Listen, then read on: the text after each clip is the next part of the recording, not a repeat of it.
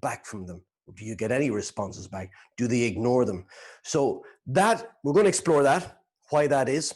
We're going to look at good examples. We're going to look at, let's call them unfortunate examples, just ones that don't work. But more importantly, what we're going to cover in the next, I'm going to say probably 40 minutes or so. I don't think we'll need the full hour. We're going to look at a structure to break that down and examine what makes a good email, what makes it more likely that you're going to at least double your hit rate if you follow what I'm going to present to you today. So I'm going to start in a moment and share with you a couple of slides which will break down some examples that I put on those slides. But before I do, just in the chat function, just give me yeah, somebody type yes if you're hearing me okay. That's always a good thing just to check that I have audio. Thank you guys, because I'm really kind of just speaking here without any audio in my ears, so it's good to know that that's coming through. All right. So what I want to do also, is anybody here, just again in chat, just let me know if, just a type of yes, if the majority of your outreach is based around emails or in-mails, any kind of written communication. That's your first point. Just give me a yes in the comments so I don't know. Okay, yep. Okay, we're seeing a lot. Good stuff. So what I'm going to do is I'm going to pop over to my, all right, so this is the model that we're going to use for sending effective emails.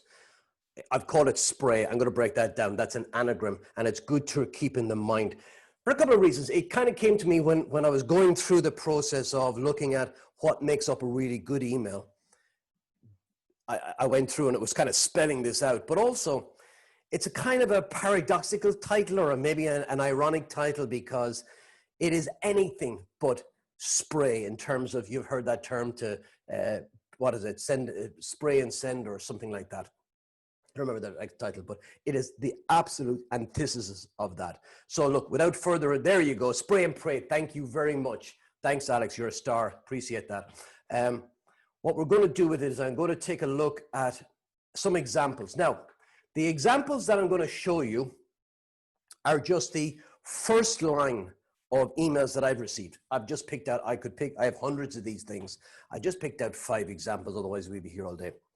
And I'm going to ask you in the comment, on the comments field, to type D for delete, and let's say Y for yes, you'd read this. This is an email that has you intrigued and you'd like to read it further. That's it. This is just on the first line of the email. So here's the first one.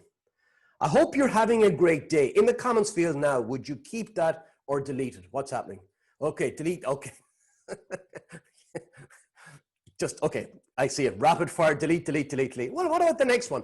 Paul, I hope you're keeping well. I'm reaching out to see if there are any synergies between our 2 companies. Okay.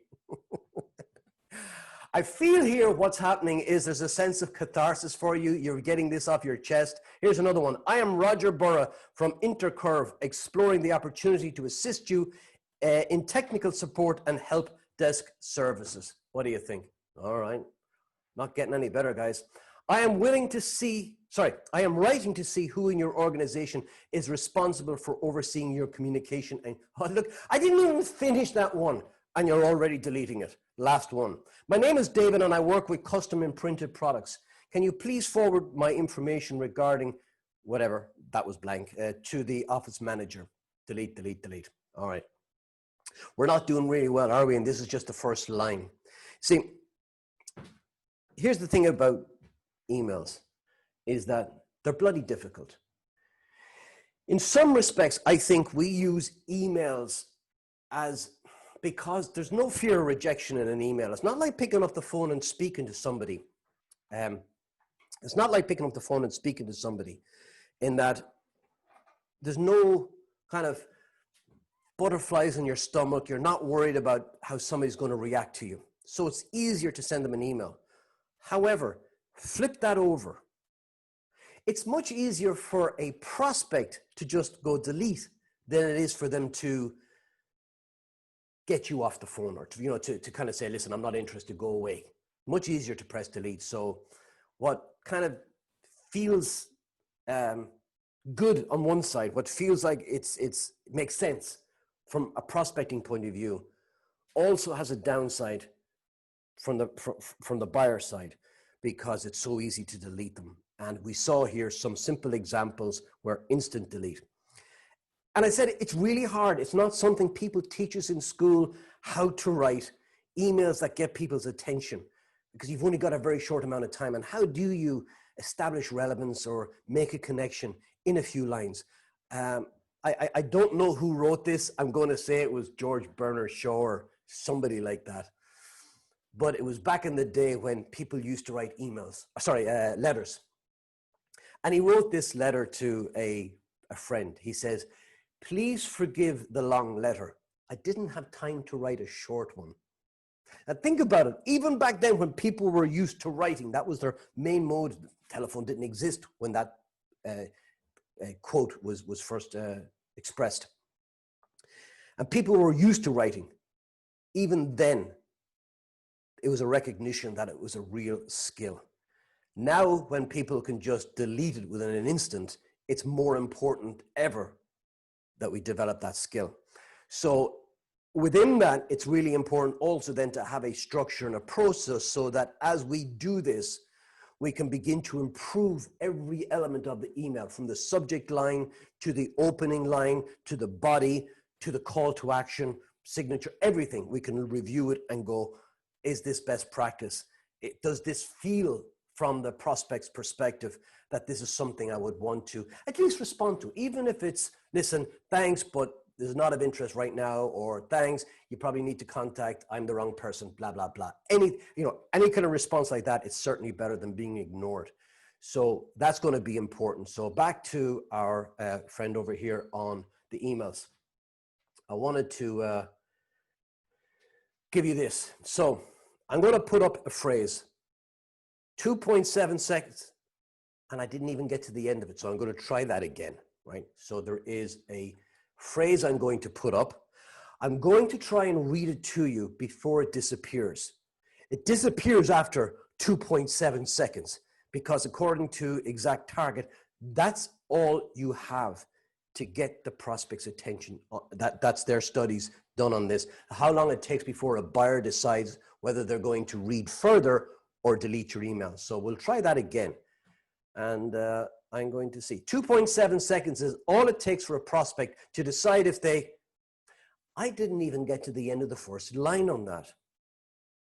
So what does that tell us? All right. So I'm going to share with you some examples now of emails, both effective and ineffective ones. And again, like anything else, this is a spectrum.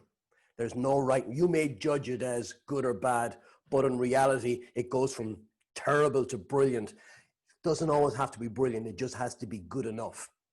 Part of that is being different. One of the key, if you like, landmines or holes to fall into when it comes to email prospecting is when our introductions sound like everybody else. That's what happened when you were deleting those examples that I shared with you, is that they all sound like so many other emails that when you see it, it's almost like, I've seen this movie before, I've heard this story before, I know how it ends, wasting my time, not going to happen. This is what happens when we get it right. So we have a, that's the sound we're going to make when we get really, really bad emails. How about that? And this is the one we're going to get when we get emails. Okay, so here's one I'm going to share with you as an example. Not going to read through all of this, but hi, Paul. I attempted to contact you several times, but I realize you have a busy schedule. Behavior marketing, lead management, multi-screen design, and other hot button marketing issues were amongst the content of our outreach. If you're not the best point of contact for your company's digital marketing, please refer me to somebody who would be better suited to discuss these functions. You can subscribe to our monthly newsletter to keep you current on the latest research and insight into digital marketing. We also have an extensive reference center.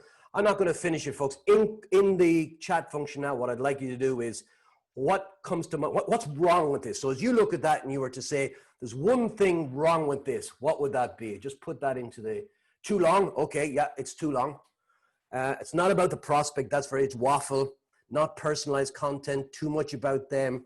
Absolutely, all very true. We got that. Oh, that's going to go into an infinite loop on that. Lacks clear purpose, too many hooks, nothing specific letting the prospect decide. Okay, you can see that straight away. Now, I'm going to challenge actually the too long. It is too long, but that's because it's just bad. If it would really good, and like people read books because you've heard of page turners, where the writer has a skill set in keeping people hooked and keeping people interested. So yes, I would always say keep it really, really short and really brief. But the length isn't the key sin in itself. On the positive side, when you look at it, it's long, but at least it's well parsed out. It's not on top of one another. So that's a good thing. No call to action, poor call to action. You're absolutely nothing relevant for the customer. Now, here's the thing. I could go into, I actually have a folder in my email system, and it's called bad emails. And anytime I get an email, well, it's not true. I see an email and I'll put it in there. Mostly I'll just delete them. But they all sound and look the same. I've got some examples here, not many, because I don't want to waste all day doing the same thing. Why don't share another one? Let's put it up here. Okay, now as you look and we go through this, I hope you're doing, hi, you can see the problem straight away. That's an instant delete. You can see it, right? Lack of basho. Now, thanks, Anna Maria. I'm not sure everybody's going to know what basho is. I might just, actually, what we're going to do is, if you've done basho, will be broadly similar. So you're going to see that. But I have some other examples that even if you've done basho, you might not be familiar with. So not even a name. You're absolutely right, Nick. There's not even a name there. So straight away. And then you just got this diarrhea that's on the middle of the page. I look forward to your response. Have a great day. Yeah, I'll make my day better by not responding. We respect your privacy. Obviously not my time. Anyway, let's move on. Not even a name. Next one, and this is my third bad example, and then I'm going to move on. Here was something else, and I picked this for another reason. What's the first thing that jumps out at you when you look at that email in the chat function? Just the very first thing that you notice. What have we got? Loads of links. Oh, too many links, that's true, okay. Text is smaller at the top. Yeah, and no, formatting different sizes, terrible signature. Yeah, no name at the, there is a name at the bottom, by the way. I did just cover that up because I'm not going to openly shame anybody. That's not fair. But you look at the formatting at the top, you'll know straight away that this is just a kind of a form email or a template that they've just stuck my name into, and everything else is the same. There's no personalization. And at some level, I think that feels insulting when somebody doesn't even take the time to write to you. What does that say about how they feel or treat you? You're just one of 1,000 in a database. You know, that kind of thing is fine when you're getting a letter, you know, updating you. Say, when you get a letter from the bank saying, we're updating our terms and conditions, and you know you're in there as a name. Nobody cares. But in terms of prospecting, when you're trying to get their attention, you're trying to engage them, it's a major sin. So if you do that, if you're using templated emails, stop it, please. You can use a structure, but not a templated email. I think you should, personally, I think you should start all emails from scratch. Another thing you'll do when you start from scratch is you'll keep it shorter because of that. So let's go back and look at some more emails and change it. Oh, I did put up this one. This was a LinkedIn one, and I wanted to share an email. Hey guys. Okay. I don't know what to say to that one with the hey guys. Turn that off. I would really appreciate if you could drop me a few lines on the following two questions. What is the most important activity to do in your business? And do you have any pain associated with that activity? I'm looking to help make your industry easier, faster, and more fun and more profitable. Thanking you in advance. In the chat, what's your reaction to that? What's your gut reaction to that as I read it? Absurd. Absurd is a great word, actually. It really is. It is, Aaron. Sorry, it was do one mate, woeful, generic, spoofer. It's awful. Like, they couldn't even be bothered. Like, you tell me what I should, I'm not even going to go there. It's mad. It's mad. It's mad. All right. So I just saw that and I thought it was interesting. Now, interesting because what lies behind outreach in terms of the people we're trying to contact. Here was an interesting stat I came across, was 90% of the people you contact are not actively looking to make a change. However, 70% of them say that they're not happy with their current system provider or product. Now, that's interesting because the opportunity is in there. So people will often say that. That's just human nature. Their attention is elsewhere. Maybe they're playing this down a little bit, but you know when you explore it, it gets their attention. So there's always opportunity there in the middle. Our job, particularly in email, is not to sell them anything other than just really kind of get their attention and set it up for a short conversation. That's going to be our goal with that. So without further ado, we're going to start moving on now and looking at some examples of that structure we talked about. And within that, some examples of what good looks like. And I have a couple more good and bad to share with you before we wrap things up. So first key question always comes to mind when writing an email. Is it easy for me to understand? Here's one of these things, because you know this if you've ever done this before. In your head, when you write an email, it sounds perfectly reasonable. You've understood it.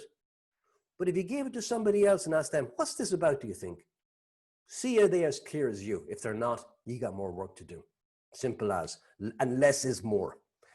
I also think on that as well, and I'll share an example with you in a moment, is how you even parse your email. What it looks like. If I open it up and it looks like just one big paragraph, my inference is this is going to be difficult. It's going to be difficult for me to understand. Just because it's a block of text. I don't know about you. You watch your own behavior. If you ever go on an online journal where they read the comments, you know, sometimes you'll don't even bother reading the article. You go straight down to read the comments. Well, I don't know if you're like me, but when I go in there and there's this block and a comment, I don't even read it because it looks like it's going to be hard work. And I think we're inherently lazy when it comes to that kind of thing. So we've got to make it easy for people to understand it. Second one, is it relevant to me? And can I see that really, really quickly? We've said that, 2.7 seconds somebody will take. Now, if you get their attention with something pithy and something interesting, that may extend a little bit, but you still have to quickly get to your point of relevance, and it has to be relevant to them as well. That's the third one. And it has to say what's in it for me. So if I'm reading this email, what do you want me? What do you want from me? What am I going to do with this email? I need to make a decision. Am I going to delete it? Am I going to respond to you by saying, listen, you need to talk to so-and-so? Or am I going to respond to you by saying, yeah, okay, I'll take 5 minutes. Or look, this is not really relevant to me. Whatever it is, I need to know what my choices are. Again, it's part of making it really, really easy. So how do we do that? I mentioned parsing. Here's a paragraph. You look at that paragraph, by the way, and what's your initial thought? Just without reading it, you just look at the paragraph. Just in chat, what's your gut reaction when you see that paragraph? Delete, dense, skip. All right. There's the exact same paragraph, by the way. And all I did is just parsed it out. It doesn't look as off-putting. Now, you still need to read it and decide if it's something that's relevant. But just even straight away, just by breaking up your text can make a big difference. However, that's just by the by. Now, so what we're going to do is, I mentioned, excuse me, I mentioned at the beginning, you saw that spray email, and I said use that as an acronym, a memory technique that when you're doing your emails to follow the spray. And that obviously stands for, S stands for subject. And so what we're going to do now as I go through that spray model with you is look at, well, what's a good subject line? What are the kind of things we should avoid? Then when we get to the next session, the P and so on, we're going to look at examples. And then I'll share some full examples with you of good and bad, and you'll see that. So yeah, let's go back and take a look at that. So subject line, what I want to do is, if I have a referral, that's a gimme. I want to work hard. So if John knows Peter, if I can get John to introduce, I don't even need John to introduce me. All I have to say is, listen, Peter, I was talking to John, he suggested I give you a call. Or sorry, he suggested I get in contact with you. If they see the name in there, they'll at least open the email. And that, by the way, the subject line has only one purpose, only one, to get them to open and read the first paragraph of the email. That's it. It doesn't have to tell them everything about the email. It just needs to get them curious enough, or in the case of a referral, that they want to, I guess, I'm trying to think of the right word, at least respect that relationship with the referrer, or they're at least going to read the letter. If it's only like in case somebody says, so did you get that email from somebody? I sent them to you. They at least know what it's about. So that's an easy one. However, the difficult bit is you don't always have that referral introduction. Another one, refer to something about them. So when referring to something about them, that's part of your research. And that's something you're going to look on LinkedIn, you're going to Google, maybe there's something on YouTube, etc., something you heard, something it could even be an article they posted, it could be anything, but it just shows, it gives you something that when you connect with them, something that tells them that this isn't a mass email, this is something that was for them. Just that alone can make a difference. So that's what I wanted to share with you on that. So the next one is refer to something in common. So if you've got someone or something in common. So someone, again, kind of is the referral thing. Your name came up in conversation with, could be a subject line. But it could be something that you have in common, that it could be a hobby, pastime, interest, a place you visited, some sort of experience that you're aware of that they've had that you could share. And again, that's part of research. You can see what people post about on social media, and you can use that as well. I see you posted that you were going to such and such an event, or that you had just come back from, et cetera, et cetera. The last one is I wanted to speak to was the relevant event. This is quite a good one as well, as if people are attending now. It's not going to be a trade show in-person one for quite a while, but more and more people are registering for these virtual events. Or what you can do is you can set up a virtual event yourself. You're hosting like a webinar. And when people register for that, that's an opportunity to go straight out and say, I see you're registered for this upcoming event. And then you can go in, and whether you want to kind of ask for a little bit of time, et cetera, et cetera. But there's just something that you can reference. In all of these, you're referencing people, or leveraging, I should say, people, events, information that you have about the prospect. All of them take a little bit of effort. Now, they're the main places to go to.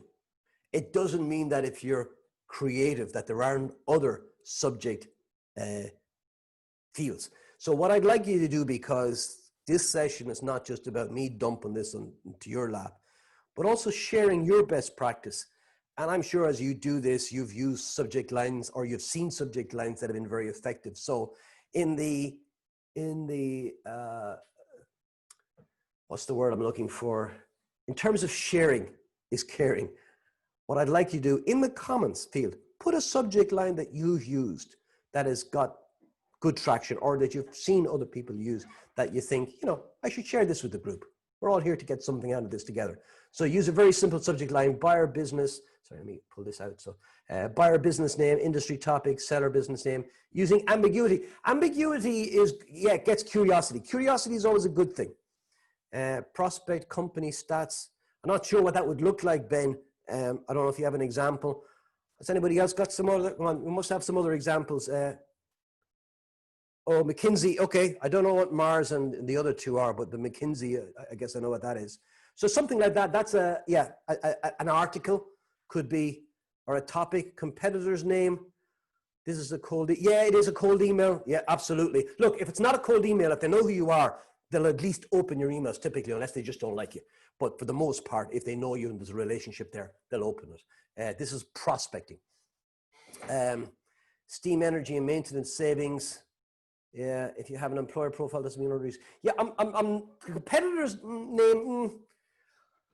Yes and no. I'm always a little bit worried about dropping competitors in, and I'll tell you why. It can work. Don't get me wrong. It's that if it's perceived that you're trying to manipulate them into something by saying, you know, I was talking to your competitor, therefore you should talk to me too. I certainly personally don't respond very well to that.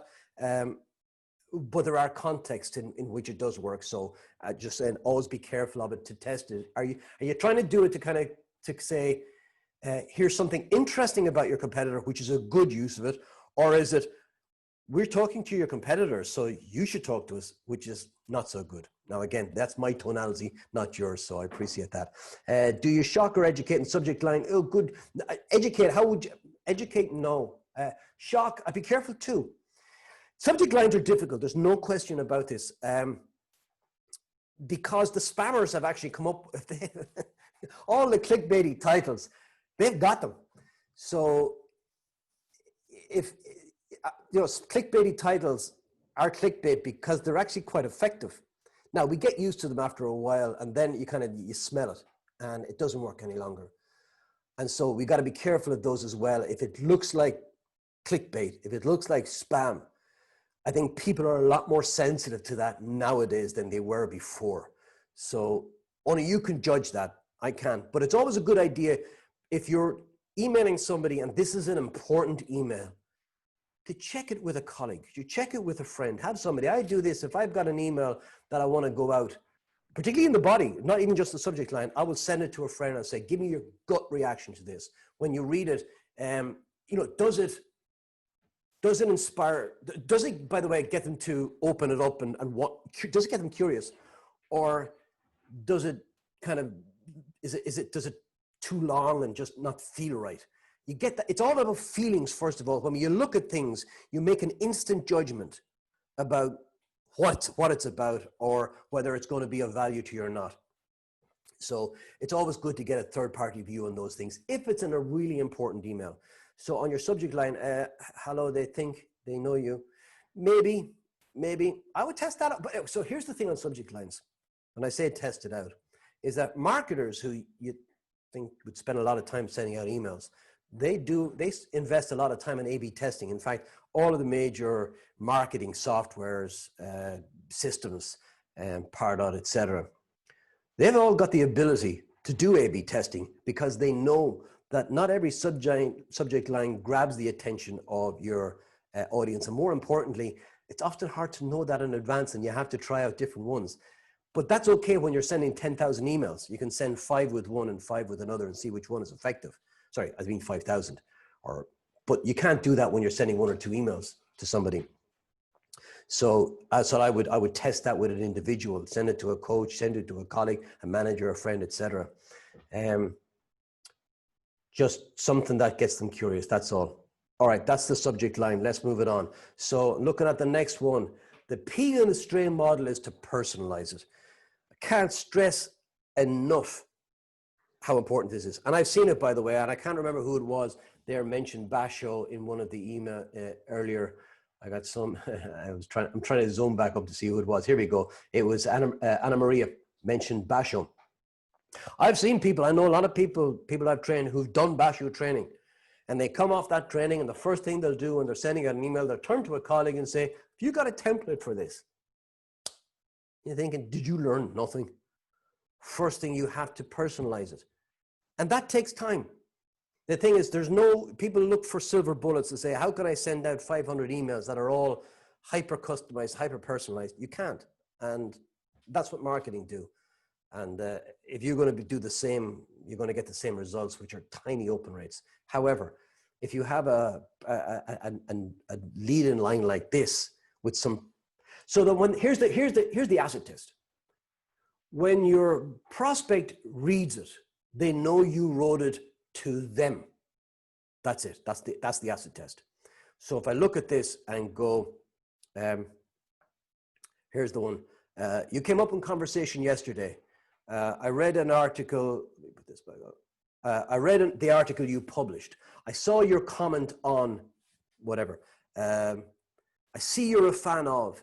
Your idea was genius. I loved your concept of, and so on, right? I'm just saying there's an opening line there which says to them, this is for you, right? Now it goes on beyond that, obviously. So let's look at some other examples of what that, we're going to look at some emails in a moment as part of this. So the next one is R is relevance. Is it relevant to them? And so here's an example of relevance. This is where we're going to introduce, these are kind of generic pain points to their industry. I've seen from your post that you are experiencing a level of frustration with X. So I infer from that that you might be open to exploring options to reduce, improve, enhance Y. So in this particular example, which was a real example, was an article which a guy I was working with had seen this of a prospect where they had posted their frustration with using a particular technology. I don't know whether it had crashed or whether it was difficult to use. Don't know, doesn't care, doesn't matter. The point was that the guy I was working with had seen this and then decided, well, look, I'm going to take that information and I'm going to write to them, hyper-personalized, and say, you know, I've seen from your post, and you can reference the post. Now, this is one example, but you can see here that when you get an email like this, that not alone is it now personalized and relevant, but you're speaking to something that's important to me because I was complaining about it. There may be times when you don't see something like that, for sure. You might be able to say, look, working with some other people or other companies in your industry, the kind of things we see a lot come up again and again are, in my world, by the way, it would be, you know, that despite great training or despite that you've got good methodologies and great people in place, you're still not getting in front of enough prospects, or they're still not getting in front of enough prospects, or it's taking them too long to close business, or deals are falling through the cracks. You see, you can use those typical pain points that your prospects experience in the body of your email as well. The key thing is that it isn't pushy, that it's kind of third party. And here's what I mean by that. In the bit in your email where you're looking at relevance, you could say, and again, I'm just using a more personal example here when I talk about this. You could say, do you have any issues with your salespeople not building enough pipeline? Do you have any issues with the fact that it might be taking too long to close business? And is discounting an issue for you? Now, I'm going to suggest that that's not a good approach, because if you think about it, it's full on. It's like you're pushing them into a corner. Do you have this issue? If you make it third party, it's different. You say, look, don't know if this is relevant to you. Work with a number of companies in your industry, and then you can drop in a name if you feel it's helpful, such as ABC Limited. And the kind of common issues we see coming up again and again are the fact that, you know, despite great training, in a COVID world, people are finding it harder and harder to build quality pipeline, or when they do have quality pipeline, it's taken longer to close it. Deals are getting pushed out from one quarter to the next. And when they do eventually closing business, they're often having to resort to discounts to get those deals over the line. And I was curious to know if that was something that was remotely relevant to you. Now, in the cold calling world, you use that as a 30-second commercial as well. It works just as well. You need to change it ever so slightly, but it works very effectively also in an email. But the key thing is to make it third party. It's not, do you have these issues? It's the kind of people we work with over here in your industry. They have issues such as, and then you're bringing it back to see if this is something that's, you know, relevant and worth a short conversation. Okay, so let's moving it on. Keep track of time. All right. He said the next thing we're going to do is we talked about relevance. I did that one about the level of frustration. And then the next one in the model is a call to action. Would you be open to a brief call if I promise to keep it to 5 minutes? That, by the way, is a killer line. I've used that many times and it's very, very effective. The really important bit is in chat now. What do you think? If you read that, would you be open to a brief call if I promise to keep it to 5 minutes? What do you think of the keywords in that?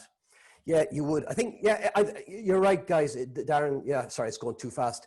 5 minutes, Anna-Maria, you're absolutely right. And it's the promise. If I promise to keep it to 5 minutes. Why? Because it's not something that they're used to getting. It's like, you know, can we have a conversation, or you're asking for too much time. So brief, promise, it kind of, now you have to prove it. So that's quite a good one. If you're looking for somebody in an organization, say, rather than get a call set up, maybe I didn't want to talk to this person, but I wanted them to help me find somebody else. If you were me, who would you contact is a good little line as well. One that we're finding really effective here, if you follow us on LinkedIn, you'll know that we use it a lot on LinkedIn, which is when we have content that we feel is relevant to the to our you know, a Sandler audience, such as you guys. Instead of putting the content up on LinkedIn, which doesn't work because you put the content up, people pass over it. There's no curiosity. People will see it and go, I'll come back to that. And you might get 4 thumbs up and a couple of likes. Waste of time. Instead, put something up about the content. Don't share the content. Say, look, we done this study into how you can, I'm making this stuff off the top of my head clearly, how you can leverage such and such technology to reduce costs. If you'd like me to send you a copy of the report, please type yes in the comments field below. Or you can put something else, doesn't have to be yes. That works very effectively because you're you're holding it out saying, we've got this, you know, this piece of gold here, this valuable piece of information that's relevant to a certain audience. If you'd like me to send it to you, let me know. So then they have to put their hand up and say, yeah, I'm interested, and can you send it to me? Now, at least when somebody says that, we have the basis of a conversation at some stage because, you know, there's a reason why they asked for it. The reason why it's relevant. And it could be a soft follow-up, as in, did you get something for that? It could be a harder follow-up in terms of getting them on the phone to talk about it. It all depends, or it could be getting them to a webinar. It's all sorts of places. You just need to know those in advance in terms of your call to action. But that's quite an effective call to action. And you can use it in an email as well. We have used this. So rather than spam people with an email that says, which we've done, by the way, I'm not going to lie, is instead of saying, here's an event that we're running, register below, it's running an event that addresses these kind of pains. If you'd like me to send you an invitation to that, or if you'd like me to send you the details, let me know and I'll send them on to you. And that's a good way also of not coming across like you're going, here you go. You're kind of saying, I have this, I'm not sure if it was of interest, let me know. You could do it online, but you could also do it in an email. That's what I'm really trying to say here. So let's continue on. And then the last one, the why in this model is you. Here's what I typically see, and you saw that, by the way, in the example email. Somebody referenced the fact that it was an awful signature line. It was just, everything was in the signature line. I'm a fan of just putting in your name, a phone number, and a link, and it's your LinkedIn. So if they want to find out more about you, they can click on the LinkedIn link. And that's the place then you're going to populate, and, you know, with your endorsements and testimonials and your articles, et cetera, et cetera. So they get to see they're dealing with a real human. I think that's hugely important. Also, if you've got it or if they've got it turned on, you can see if they visited your profile. That's a nice thing as well. It's not, doesn't always happen, but it's a nice one. So here's a couple of quick examples I'm going to share with you. This is an email that we reworked. I think it was this one. No, sorry, it wasn't. Let me share it with you. Sorry, I realized you can't see that. Hi, John. I read with interest the article you posted on LinkedIn about topic, and it prompted a question. Your ideas concerning ... grabbed my attention because, and then you explain briefly why. Would you be open to a short conversation if I promise to keep it to 5 minutes? Now, if you want to call that a template, I would say, yeah, go. But you can see the structure behind it, and the structure is far more important because this email certainly does not fit all situations, for sure. But quite an effective email. And again, if you look at it, it doesn't look like it's something that's going to be hard to read, clear and to the point, and easy to navigate. What else? So this is one that I was in a class a few years ago, and one of the women in the class said that she'd been sending out emails, getting zero response. So I said, look, would you send the email to me and I'll have a look at it? This was the email. So in chat, as I read through this, in chat, I want you to put in what you feel is not up to scratch about this email, you know, how it comes across to you. I see from your profile that you have a fairly good knowledge of that was their company. So would expect we would be a good fit. I'm just inquiring if you have any upcoming infrastructure projects in mind that could benefit from our expertise. I look after hardware for company in territory, but liaise with my database and applications colleagues to provide you with the full stack. Please don't hesitate to get in touch if you would like to have an initial conversation. Assumptions, jargon heavy, no file, bulky paragraph, not really about the prospect, no call to action. Well, there's a call to action, but it's crappy. It's like, don't hesitate to get called. Well, you're right, there's no call to action, sorry. Doesn't say how they could benefit, waffle. All right, we reworked it and actually made it longer, which is interesting for those of you who don't like long emails. So we got rid of that one. Here's what we did with this. Hi, Steve. Nathan in your headquarters passed me your details and suggested I contact you. I know you guys are in the midst of building a new data center, so all hands on deck at the moment. I was hoping you might be able to help me. I work with infrastructure managers, mostly existing customers, to help them reduce the system maintenance licensing cost, often with very simple modifications. I can't promise anything at this stage. I'm not always successful, but it might be worth a brief chat to determine if there's something worth exploring further. Can I call you tomorrow at 9:35 a.m. if I promise to keep our call to 5 minutes? In chat, what jumps out at you in that one that might be different to the first one? Just put that into the chat. So it's honest, it's conversational for sure. Asking for help always works. Prospect knows what they're about. 9:35, glad you spotted that. It was a Yako. There is a follow-up, great call to action, did research, call to action, good one, honest, conventional. And the tone, you're right, the tone is conversational, there's less pressure, not so salesy.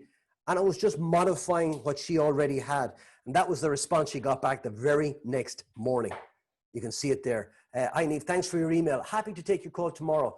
It'll have to be on my mobile. Aw. But as I'm going to be offsite for our new data center, my work mobile is, I'm not sure there'll be much we can do, but you never know. You see how the prospect responded in kind as well. It was like, don't know if I can help. And the prospect's going, I don't know if you can help either, but happy to have a chat. So much more effective than those kind of, those full on, you know, here's the value we bring. Just make it a conversation like it's two humans. When you can imagine the human behind it, then you know you've got it. All right, let's move it on. That was another example. I'm going to leave that up there. I'm conscious of time, so I'll leave it there. By the way, this has been recorded, so I'll send the recording out to everybody. It's just another example, and then there was a positive response, as you can see, to that as well. You can look at those in your own time. Here was one I got from a guy a few years ago. I sent him an email. It was on the back of somebody who had introduced me to him. Now, he didn't know me, or I didn't know him from Adam. But I share this because it was interesting that he actually wrote to say thanks, but no thanks. But he picked out the fact that it was unusual to get an email, the kind of email, and I'll share that with you in a second, that I'd sent to him. This was a few years ago. Irony is the wrong word, but coincidence, not a coincidence either, is I actually started working with this company this week, doing some work with him, but not with him. He's long gone out of the company. I just thought it was funny as I was preparing. So that's it. Thank you for your email. And it's refreshing to receive a well-tailored message from a vendor that is not promising the earth with outlandish results. That's it. He says in a line that everything we've been talking about for the last 40 minutes or so. He's telling you as a prospect what kind of email he wants to receive. A well-tailored message, not promising the earth. And you saw that in the last example.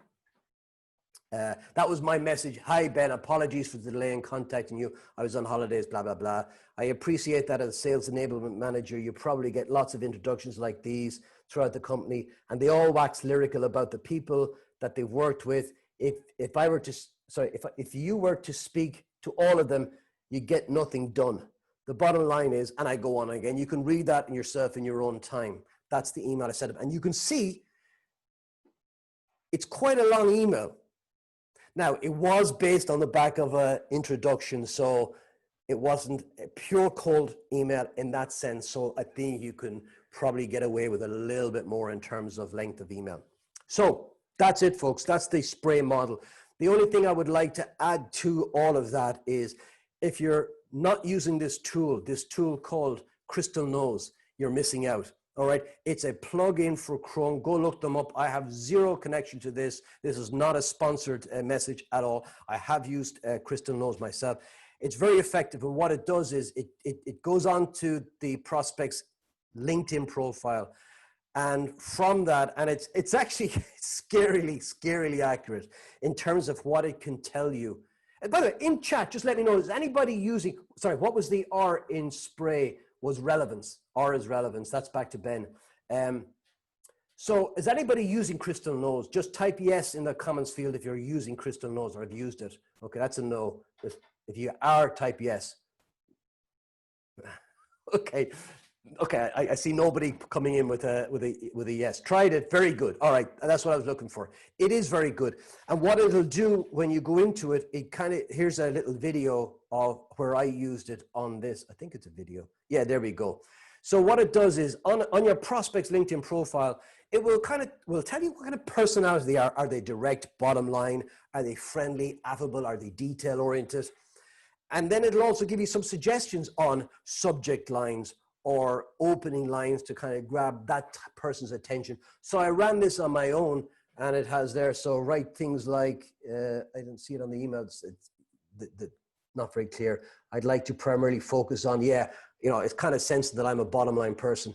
Can we quickly to blah, blah, blah. But it just gives you some hints and tips and tells you whether you should be a one-liner email or maybe a little bit more in detail. Go check it out. You can get a free trial on it.